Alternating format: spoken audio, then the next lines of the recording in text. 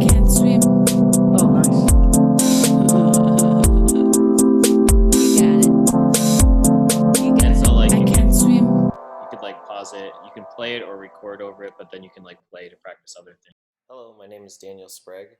I'm a graduate of Full Stack Academy, looking for my first developer job. In this video, I'll show you my portfolio and my capstone project, Siqbeets. Thanks for watching. All right, so yeah, here's just like my basic portfolio site. Just like a thing that I did mostly just to like kind of refresh like on kind of more raw CSS and HTML, and then yeah, just kind of practice a different way of getting a site. I like the stick figure sort of drawing look. Did yeah, you I do actually those drew this yourself? on yeah, I drew this on what's it called? Excalidraw. Have you ever used that? Sorry, what was that? Excalidraw. It's like a collaborative like Yeah, I've heard of it. I've sketching never thing. used it. Yeah. Yeah, it's Cool. kind of like Google Draw. It's a very similar thing. People use it to like sketch, like mock up like different designs and stuff like that. And I think what this all came out of was I was trying to find like a new email address to use for like my programming identity, because all of my other email addresses are so filled with spam and scam and stuff like that. So I just wanted to like start fresh. And then I was so like, Daniel, wow, it's we really have to stack. hard. Yeah, I was like, it's really hard to like come up with a new Gmail. Everything's taken. And so then this Daniel Right, versus I the see. stack thing popped in. Cool. And it worked. And so then that's what I got. So what is this just a simple HTML, CSS website, or is there some JavaScript? This is going on? React. Yeah, Oh, this is React. Okay. So it's like all it's React and then CSS styling, and then Okay, and where do you host it? so this is through Netlify, which I thought was cool. A friend suggested I try it because I had done the 6 piece that we'll look at later. Is I had done that with Firebase, and yeah, there's a lot of cool stuff with Firebase that the reason why we use it for that. But Netlify has been incredible. It's incredibly easy to get going, and yeah, it's very popular with front end powerful, people, especially. Yeah, especially with the like being able to like automatically update it with pushes and stuff like that. It's pretty cool. But yeah, cool. So you've got your stack like, there, current technologies. Yeah, so this is like the main stack, and all of this probably should be built out with a little bit more information. It's kind of like yeah, I would say like just to like my 2 cents on this, like especially even on the homepage. I mean, it's nice that you've got the quirky sort of drawing stuff going on, but you should put your own photograph up there. And I find a lot of newcomers sort of make this mistake, especially on LinkedIn. They don't put an image at all, and it's just about trust. I know some people are not comfortable putting their face, but people are not gonna people don't want to hire an egg, like they want to hire people. Totally. So you have to kind of put a face to your name, that makes sense. and make people comfortable that okay, you're a real person, and yeah, I should put that on here. That's just a good point. I didn't even think about that actually. Yeah, and this is stuff like all this, the design and the Intel stuff. That's really cool because it conveys your personality, and and also it just catches people's eyes. Like people will remember this site because of it. Because everything, right. I see a lot of portfolio sites from sort of especially bootcamp grads, and you can tell they're all built in Bootstrap, and it sort of all looks very generic. Yeah, I tried to like really avoid any type of like a pre-made like anything like that. Like somebody was saying there's like this really popular like pre-built framework, not framework, but like I can't remember what the name of the company is, but like all portfolio sites seem to be made with it. So I tried to just like really from scratch build my own thing, and like I kind of built it 2 times because the first time I made it, I showed it to somebody. He was like, "This is really cool, but it doesn't work at all on mobile, and you got to really just like design for mobile first." And I was like, "Oh, that makes sense." And so I kind of rebuilt the whole thing, but I learned a lot. So I think that was kind of the point of it. Cool. Do you want to show us the projects page now? Yeah. So here's my projects, which Okay. I have more projects than this, but these are the ones that I like to talk about. Yeah. So Okay. So there's this website, and then there's Siqbeets, React Redux Tone.js. Yeah. So this was the capstone project that me and the team that I was on did for our final project at our bootcamp. Right. So which part of this did you do? So I was definitely involved in essentially every part of it. Like we all kind of worked very closely. There was only a few things that like I didn't directly do. Like there's one part where you're kind of converting like the notes into like a timeline. Like there's some math that goes on with that. Somebody else wrote that, and then another one of my fellow engineers, he was also like a professional musician, and he did a lot of the sampling. So like all of the samples pretty much that we have on this. Actually, do you want to give us a demo first? So I think it'll make more sense to people. Yeah. Can you hear this? Yes. Oh yeah, I'm a bad bitch. You can't kill me. All right. So like basically you can hit record, and then you can start playing around on here. So this like correlates to the keyboard. So you can press keys on your keyboard and make these sounds? Yeah. Okay. Or you can click it with your mouse, and then if you hit record. And there was a beat as well, I think when I tried it. Yeah, so there's a metronome you can turn on to like kind of help you like keep in time with things. But wasn't there also like a pre-made beat, like a basic beat or something? Oh yes, so you can go to Playground. This was kind of like the first, yes, like the proof of concept this is the bit I that we played made. with. Yeah, so this is like the very first proof of concept that we made. And so we connected somebody else had made a keyboard that you could like use like through an API or whatever, or a package, npm package. And so we used their keyboard, and then we kind of like just tested it out to see if you could make sound with a keyboard. So this was like the version 1 or whatever, and we kept it around because one of our engineers spent a lot of time working on it, so he kind of wanted to have it in here to talk about because it was like his thing. The plan eventually will just be to make this whole thing just be this part of the website, because this is kind of like the real meat and bones of it. But basically the point is like it's COVID, everybody's got a lot of time just kind of at their house, and making music isn't something that everyone knows how to do, and there's a lot of stuff that goes into making music, and so we kind of wanted to make it more like accessible for just anybody to be able to do. And this is the very, very bare bones of like the idea that we had. There's a lot of stuff, functionality we want to add to it, but basically you can just kind of use all of these pre-made samples to make your own song, and then you can kind of save it. We use Session right now to save it, but I think eventually we want to be able to store it on like Firestore and Firebase. Yeah, it would be super cool if you could save it and then people would share their tunes, right? Yeah. We want to be able to like have people share it. We want people to be able to like collaborate on songs. So like edit one song, and then there's a lot of stuff in the future that we'd like to have with this. But yeah, so cool. And all of this front end, the UI is built in React and Redux. Yep. So we used React. The funny thing so sound is really weird. There's a lot of really weird rules that you have to follow that aren't really well like established anywhere really. They are, but it's like very like cryptic, the information about web audio online. But like you can't like play like audio. So there was this big, remember when websites could just like play audio at you whenever you went to them, and it was awful.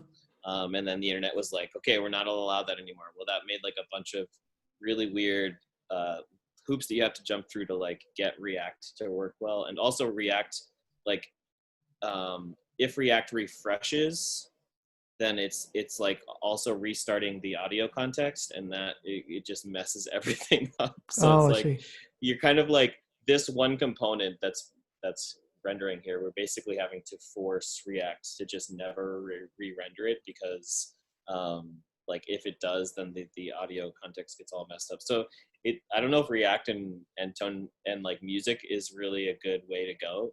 But we did learn a lot about how React works, when and why it refreshes, and then like how to make it not do that. So there's a lot of really weird loopholes that we had to jump through to force it to work. But Cool. yeah, I mean, that sounds super interesting. Do you want to show us the code? Sort of talk us through, like, just to start with a high level overview of how it's structured, sure. and then. All right. So yeah, I mean, we used Firebase.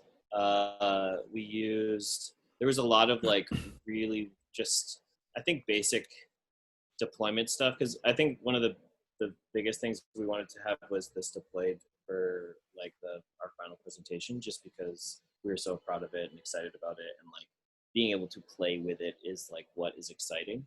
Sure. And it turns out that deploying something is a lot harder than you think, especially when you have like a server that's using, an API to like connect with Express and then the sessions and stuff. That all works differently in the deployed world. So okay. I didn't realize. So you had a.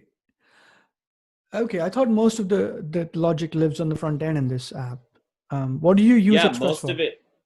Most of it does. So the one thing that we wanted to use Express for was to be able to save the song that somebody made on their session, and then the way that you can do that with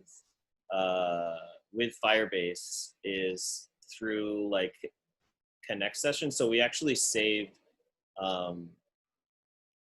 their session on, I think it's not Firestore, it's the other one, real-time database. And it was like, it's another one of those things where like there's better ways to do it with Firebase, because I think Firebase has an authentication that's for like anonymous users, which is probably the better way to do it. But we were so deep into this like Express server / session route, it just ended up working. I spent like 2 days trying to figure out how to get this to work, but like it ended up being through Cloud Functions, and running a Express server on a Cloud Function in Firebase Functions. Okay. Which was weird.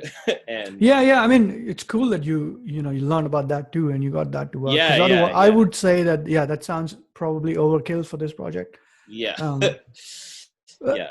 Okay, well, you know what, like, why don't you take us through like the top level component and tell me about like, okay, this is the structure, this is the main component, this is the component structure underneath it, and then just this is what happens when you press a key, and how the basic sort of functionality works. Yeah. Okay.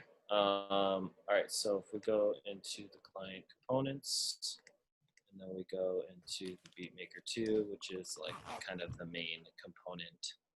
Yeah. So we use Tone.js, which it's this really cool library that this guy that's super nerdy about music and super nerdy about coding, and he made this like incredible, it's way more complex than like even I can begin to fathom, because it gets into a lot of musical theory. Like you can make all of your own drum machines and like techno music and stuff using their their different loopers and stuff that they have. But basically it lets you interface with web audio in a little bit more of a abstracted way, which is nice. And so basically, so let's go down. So we have these listeners on our keyboard, and there's like for every listener on the keyboard key, there's also a listener on the digital keyboard. Basically, it listens to see what key is pressed. That key is associated with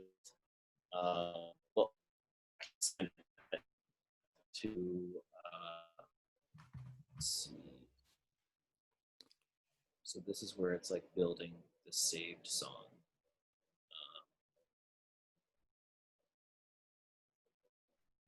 this is the crazy math that Okay. figures out. So like, so there's a difference between just playing it. So like, you can play it, and then I'll go over to the tone samples.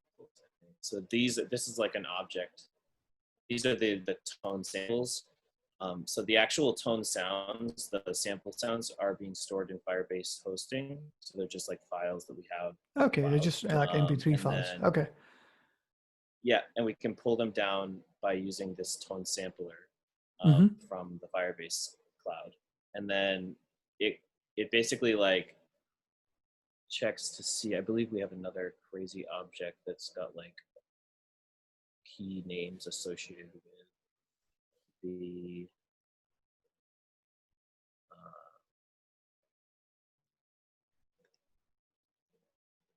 actually, I'm gonna go to the bottom. Yeah, right here.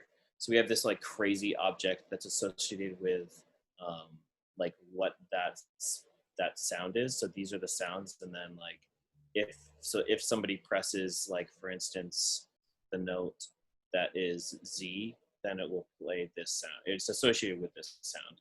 And so basically we can like grab these sounds from the cloud and play them live as the key is being pressed. And then if you're recording, it puts that into, so once you hit the record button, which is down here, a whole ton of things happen with tone. So here's the stop loop, the start loop is up here. So in the start loop, and so some of this tone stuff is like the stuff that I wasn't directly involved with, so I don't know the exact mechanics of how it works. But basically, there's this transport that kind of keeps track of time as far as sound is concerned, and like it quantizes. So like when you're recording, it like we loop like a 4-measure loop or something like that, and then based on where you are in that loop, it will put in the sound that you put in that or 16th note as close to it as like you can.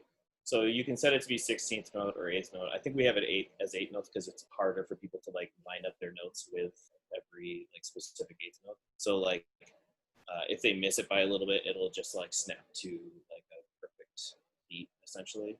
Okay. And so, yeah, got it. So they start the loop. The loop starts listening, and then when it gets played, it gets put into that like timing. And you can stack multiple notes on one time. And yeah, and so that's kind of the basic. There's a lot of weird math. Like this is the quantizing math that like checks to see like which 16th note is the closest to, and then puts it there. Let's see what else. Oh, then I think the next biggest thing is probably the saving samples. So when somebody saves their loop is when we make a post request to the API route songs, and then that sends like a JSON object through to like save in the session. And like I said, getting sessions to work with Firebase was a nightmare, but it happened. And then, so like that JSON object we basically had to figure out a way to, and my friend wrote this specific API route, but he basically had to, because you can't send the actual sound through JSON objects, you just have to send like something that represents that sound, and then when we get it back, we like translate it back and then call the sound. So like we can store kind of like the structure of the song and then rebuild it when we pull it back in from our saved file. So that was pretty cool when he got that working. That was kind of a big breakthrough. And then I had to get the Google Cloud version of the Express server to work, which was one of the things that I So here, I'm seeing in your render function down what you're returning. What's going on there? There's lots of loops going on there. Yeah. So here we're building out the keyboard, the visual keyboard, the digital keyboard. And so we're mapping a couple things. There's one of my buddies, I think I ended up tweeting it, but like the visual look.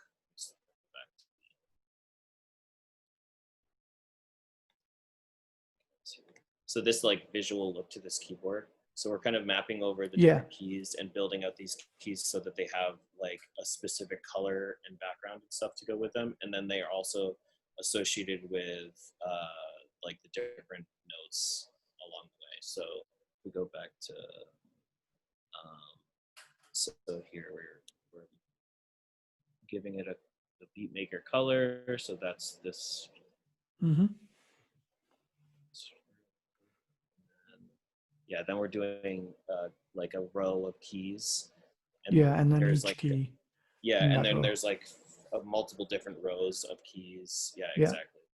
And then I think here we're adding the listeners. Mouse down listener, mouse up listener. So like if somebody is using their mouse to play the keys instead of like their keyboard, those listeners are getting put in. And then there's a really weird quirk that we had to work through with the 0 key. So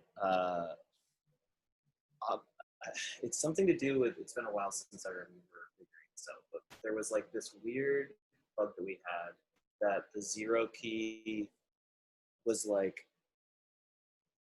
it was like automatically sorted. So it was these objects that represented like that were named certain things, one through 0 for like the keys, or actually including the negative and the plus sign. But the 0 key would always be like at the front of the line. And so the 1 key would like be playing what the 0 key was supposed to be playing. Oh, is it because of a 0 index array? Yeah. It's something really weird with how objects work in JavaScript. Sometimes there are specific things that are sorted. I remember finding this article about it and reading it and be like, whoa. So we had to change the name of the 0 key to be like just something random. I think I chose K0, Okay. just so that it would be in the right order. It was weird and bizarre, but that's why that's there. And then let's see what else is happening down here. We like to name a lot of things butts, so yeah, I see that. That was just a random, just loopiness of coding for hours on end. So yeah, that's the keys, and then then these are the different buttons for like the the other functions, controls or whatever, play. So like if you click the play button, then it will just play the loop as you have it. So like say we record like a couple things, turn up and the beat. I think it should be playing. Let's just give it a second here. Yeah, so it's playing now. Turn up, stop it. The beat. We can record over what we have, or then we can save the loop, and then you can change the speed as well. And this speed is basically just a tone thing that you can manipulate the audio context directly using tone. So it's kind of like it's not as hard as it sounds.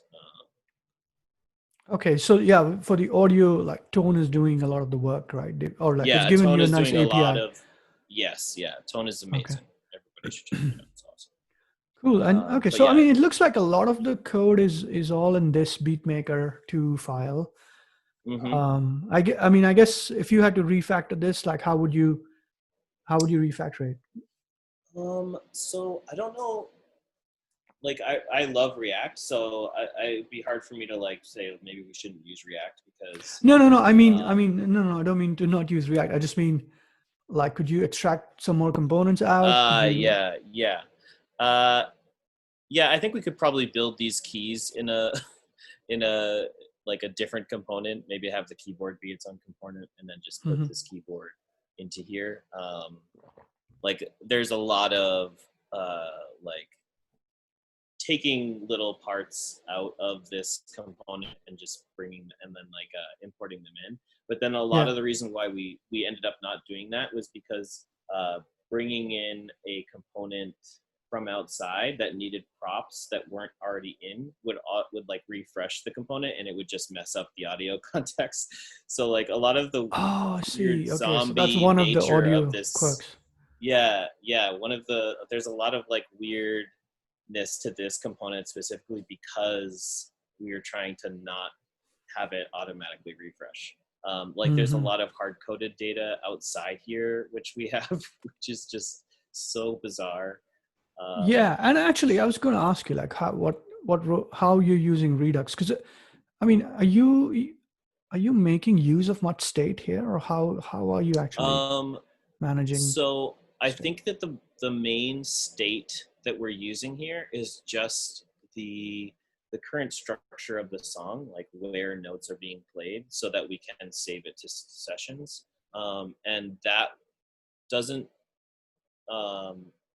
We're just saving that information, and we're not using it to do anything in the component. We're just like keeping track of it, and so then it doesn't like force any refresh or anything like that, because we're not like saying to do anything with that information in this component. But we are like keeping track of it in Redux state so that we can send it to sessions when the song gets saved. Mm-hmm. So I believe the current song is the Redux state. If we go to our store,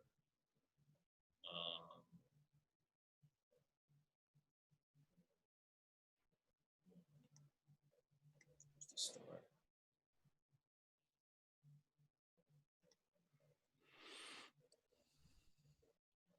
So here's where you can just get your songs. Okay, these are the saved Here's songs. Saved songs. Yeah, these are like the songs that you've already saved. Mm-hmm. So you can kind of load in what you have, and I guess since it's saved on your session, so like when you just go to the website, you'll have the ability to save the songs. I think we're having a weird bug where stuff is getting deleted from our server. Like I don't know if we have like the right time limit set on how long to save them or something like that, because it's or maybe it just has something with like Google Chrome itself that is deleting them. Mm-hmm. Something to figure out. It's like weeks later I went back and I'm like, wait, where did all my songs go? So because it does save them, but then like, yeah, exactly. Can you also save them? Like, can you download them? Do you have a button which says "Save it to my computer"? So that is definitely one of the future. There's a whole laundry list of things that we want to add. One of the big things would be taking this like basically list of notes and stuff to play in an order and changing that into an MP3. And like that whole concept to me is insane. And like it's definitely something we can do, but that is a very weird section of audio. Like audio is just so weird in general, but like how would you change like, well, this is just a list, an order of like sounds to play that make a song. Then how do you like change that into an MP3 that plays that song? Like what is an MP3? Oh, isn't that what you were saving to the server? I thought that's what you were saving to the server. No, the server is just like it's just the list. It's just like an object. It's a JSON object. Oh, it just describes how to compose the song. Yeah, okay. Exactly. Oh, and then we recompile it on our end and like build the song back out. But like, how do you change? Oh, you could probably generate that as an MP3 on the server. Or like maybe you could like capture the audio or something like that's being played. Like possibly. You just have it play it. Yeah. Okay. So I think so. Yeah, we sort of got like a bit of an overview of the code base. Do you want to share the GitHub URL again? So that people can go and check it out. Oh no. I also spent a couple seconds writing out. This is like kind of like an example of what you can do. This is just like a really. I can't swim. Oh, nice.